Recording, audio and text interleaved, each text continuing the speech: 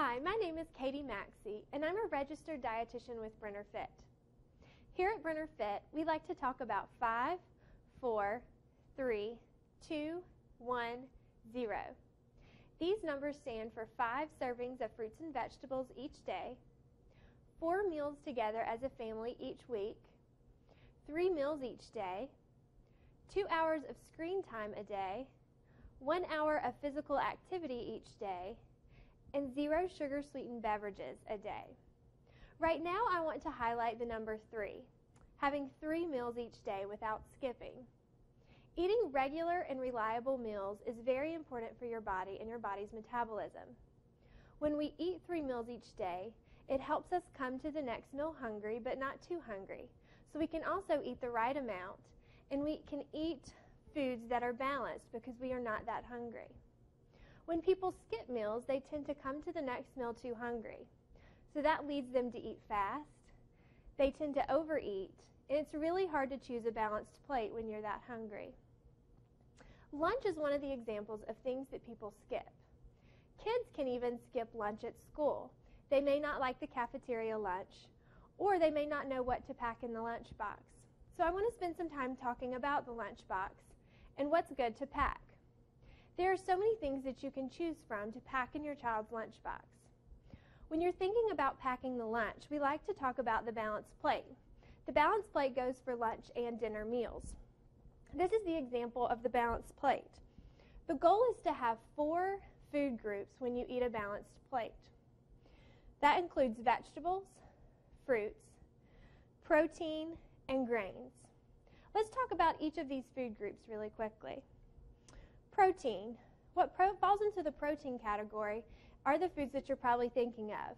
Meats, such as red meats, chicken, turkey.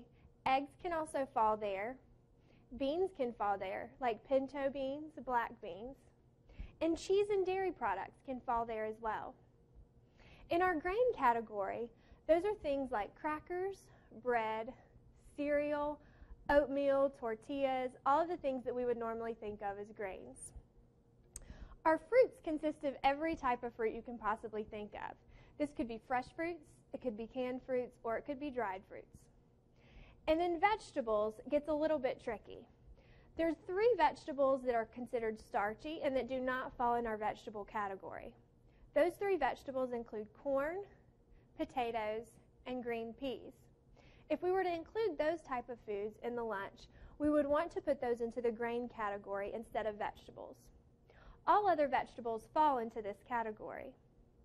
When we eat the balanced plate, this helps to fill us up and last until the next meal. If we were to only pack grain and protein, we'll fill up for the time being, but it doesn't last as long. The same goes true if we were to pack just vegetables and just grains. We get full for that moment, but it doesn't last very long. When you do all 4 together, it fills us up and lasts for a long time, and mentally, we're eating a lot of different types of food, so we feel satisfied. I want to give you some examples of things that you can pack in the lunchbox. When aiming for the 4 food groups, it doesn't always have to be the sandwich that you're probably used to packing in your kid's lunchbox.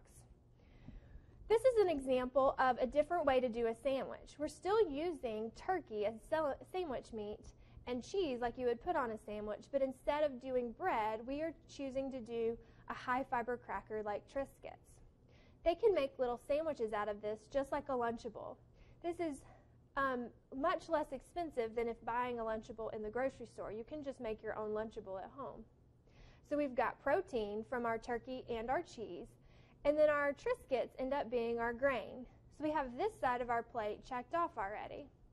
Then you just throw the fruit in. You can throw things like halos that are very easy to peel for kids.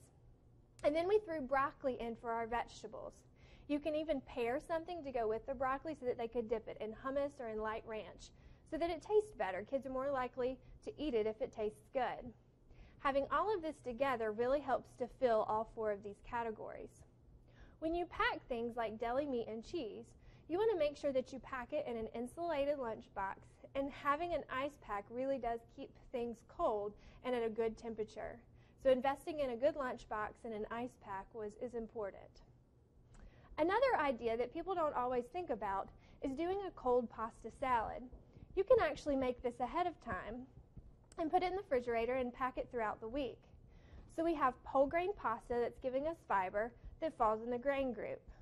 Then we have chicken. You can use leftover chicken, or you can use chicken that comes frozen that's already cooked. So all you have to do is thaw it and throw it in with the pasta. So the chicken falls into our protein category. We then added sugar snap peas and carrots. The sugar snap peas and carrots both fall in vegetables. Even though sugar snap peas have peas, you're eating mainly the pod of this vegetable. So it falls in our vegetables, unlike if we had just green peas, that would fall in the grain. And then we added some poppy seed dressing to make it taste good. The only thing missing out of our pasta salad would be the fruit. So in this lunchbox, we would have a fruit like grapes to go with it. These are great examples of out-of-the-box things that you can pack in your child's lunchbox. Again, it can be all different food groups. It can be anything you want. It could be dried cereal, it could be dried fruit, as long as you're picking 4 things from the plate to put in your child's lunchbox.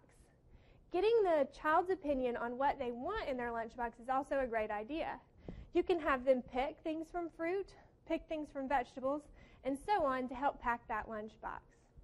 Thank you for joining me today and hearing more about eating 3 meals a day.